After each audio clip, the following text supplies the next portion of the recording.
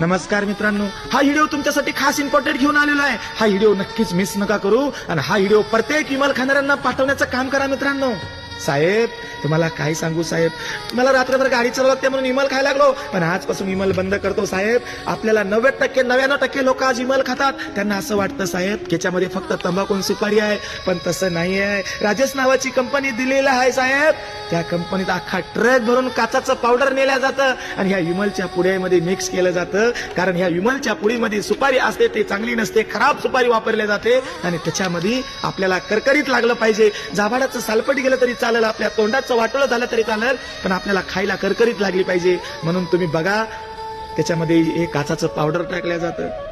विमल खाणाऱ्यांना तुम्ही आठवा, तुम्ही विचार करा की आपल्याला करकरीत का लागतं, सालपट का निघतं, तर त्याच्यामध्ये काचाचं पावडर टाकलं जातं. काचाचं पावडर त्याच्यामध्ये मिक्स केलं जातं, म्हणून हे हानिकारक आहे. मी आजपासून विमल खाणं बंद करत आहे. मी खाईल तर चॉकलेट खाईल, गोळ्या खाईल, बिस्किट खाईल, चणे खाईल, वटाणे खाईल, फुटाणे खाईल, पण विमल खाणार नाही. हे विमल आजपासून बंद करत आहे. मित्रांनो, काळजीपूर्वक हा व्हिडिओ विमल खाणाऱ्यांना पाठवा.